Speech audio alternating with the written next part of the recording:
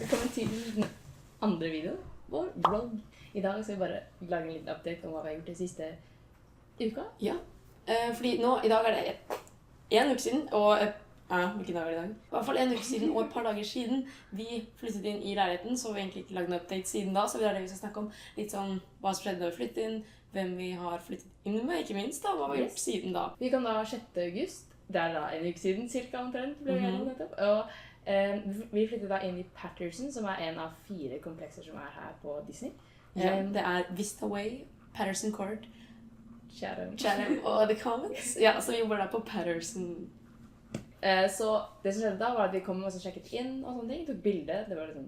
Ja, og så får du det på ID-kortet til jobben og til kompleksene liksom. Ja. Så det vi gjorde var at vi så på leilighetsnummerne, vi fikk 805, så betyr bygning om 8 av 15. Ja. Eller noe. Ja. Så da gikk vi hit, vi kom gående hit, og så var døra åpen. Vi var sånn, vi kom inn og bare, hello, hello. Men det var ingen her. Så vi løp til dette rommet her, som 1 av 2 soverom. Den andre rommet har 3 senger, og dette 2, så vi bare, hello, vi 2 stykker, passer bra? Ja, så ja, vi kunne jo splittet oss, men ja, nei.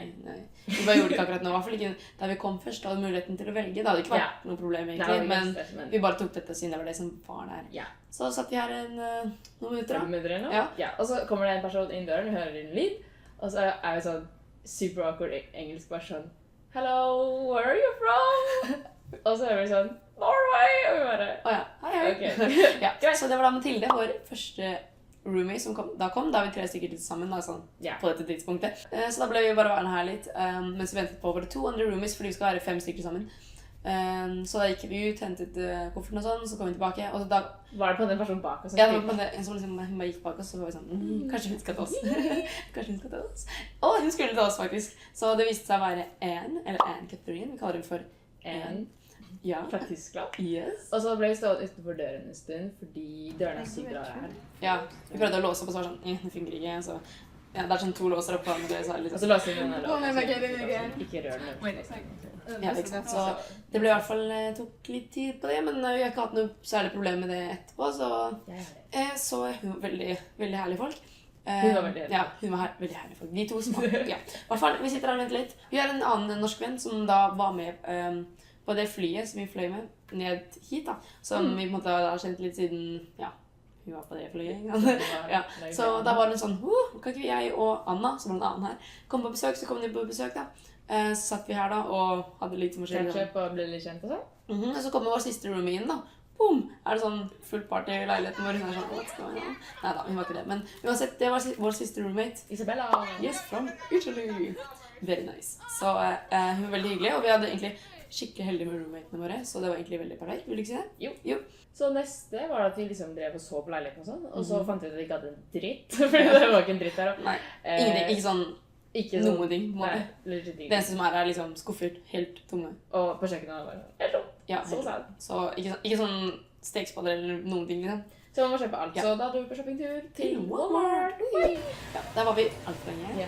Men man måtte jo faktisk ha alt, så det ble veldig dyrt. Men ja. Du må til og med kjøpe vin og sånn. Ja, ikke sant. Ja. Så det ble ganske dyrt. Ja, så det noe å leve i alene, folkens. Det veldig spensig, men vi tjener penger snart, altså det blir. Så da har vi liksom drevet å shoppe litt, og kjøpt noen ting til huset og leiligheten og litt slike ting. For litt bedre kjent samtidig, det blir man jo, når man prøver å handle ting sammen og sånn. Ja, lage snacks, ja, greier.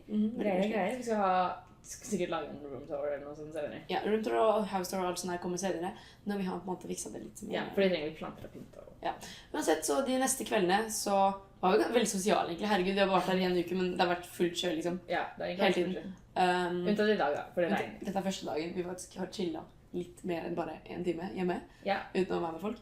Så de kveldene gikk med på å være sammen i vår leilighet, sammen med Rebecca sin leilighet, for det var...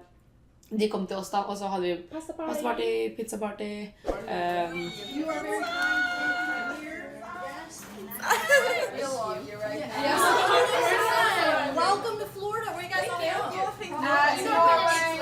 Norway, Italy, and Germany. Oh my gosh. I'm Italian, so high five to me. All right, y'all. We'll see you next time. Bye. Did we get the call? Yeah! We got pizza! Col vento così forte, non dirmi buonanotte, soltanto questa sera. de flere forskjellige dagene, så var vi på sånn innflytningsfest. Ja. På en måte sånn hvor de som, housing, basically, bare inviterer alle som vil komme. Så da møtte vi flere folk, det var veldig stas, det var liksom der uten alkohol, da, selvfølgelig, fordi 21 is a legal drink. Men det var fortsatt veldig gøy, og folk danset, og folk ble kjent, og alt som det der. Så vi har fortsatt menneskekoden som vi snakker om. I video 1. Hanna og ja. Maria. Ja. Og Tonje da, Ja. som har blitt det. We're the wrong direction. Yes, and now we're gonna sing a rendition of Alle fugler. Mic check, mic check. Det var meg, jeg skal ikke synge. This song is called All the Birds. Alright, I'm more scared now. She didn't want to be filmed. Why are you doing that? Lerka jubler høyt i sky, bringer våren inn på ny. Trost oss ned i matefly, her er sol og glede. Og så har vi gjort bare masse annet. Vi har vært på Farta rundt på Ja. alle de parkene. parkene, fordi det er skikkelig kult at man fikk gratis inngang på alle parkene hele året. På grunn av vi jobber her. Ja. Så det er bare masse penger på, og man bare er der sånn skikkelig lenge, at det er utrolig show og alt sånn, herregud. Ok, Når jeg er fangirl Ja. over Magic Kingdom. fyrverkeri, det er på en måte det man kanskje har hørt om, hvis man har hørt om Det Disney er show. hver dag, og det er sånn show klokken 9:15, og det er helt... Det er faktisk sånn teknologi kombinert med, som gjør at det på en måte er magisk. Det ser ut som det faktisk er ekte magi, på en måte. Det er faktisk... Fyrverkeri, utrolig show, bare Anbefales. utrolig. Det er ikke bare fyrverkeri, vi trodde det bare var fyrverkeri. Men det er noe mer, vi skal ikke si hva det er, fordi man må se det selv. Ja, fordi spoiler.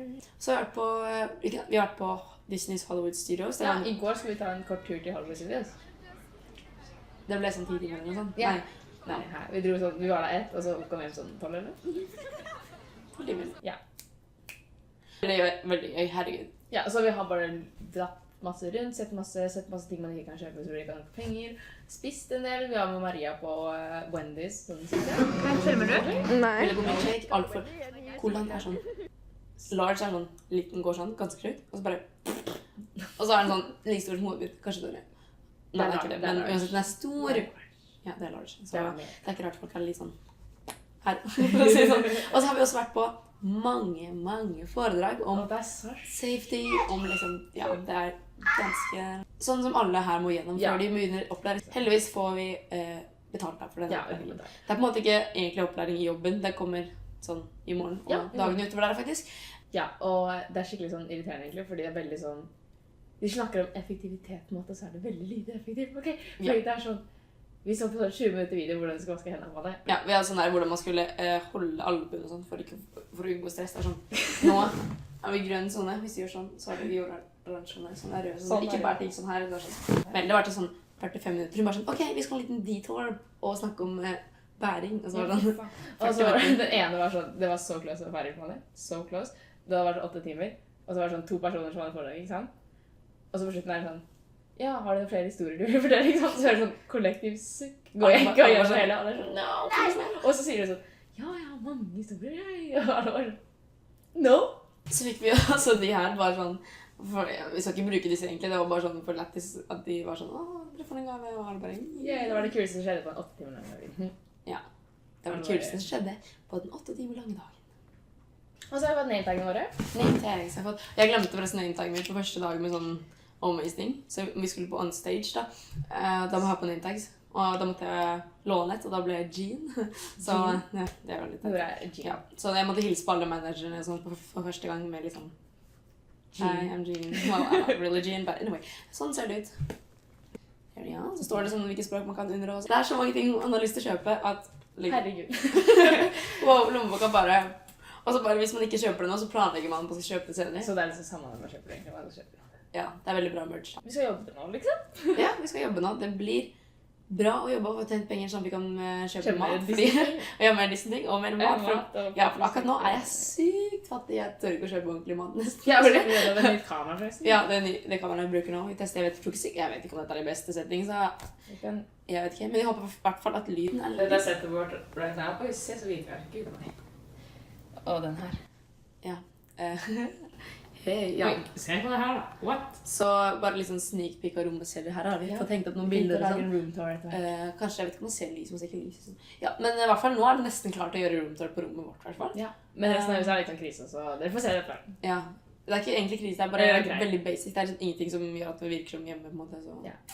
Det Nå skal kommer vi- seg. Å, kan jeg fortelle? Ting, post. Ja. Postadressen her, send ting. Nei, ikke det. Ja, så nå tenkte vi faktisk å egentlig besøke Hanna og Maria, men det regner ute, fordi det regner hver dag faktisk, folkens. Hver dag. Og så bare tordner det hver dag. Litt sånn her og der, og så bare blir det fint der igjen. Så det kan hende vi blir her og bare trener. Vi får se hva som skjer. Se hva som skjer. Ok, greit. Så da er det bare å si hallo, eller ha det. Jeg vet Ja, vi ses vel snart da, med flere updates fra her. Neste blir kanskje room tour eller et eller annet sånt. Vi savner dere alle sammen der tilbake i Norge.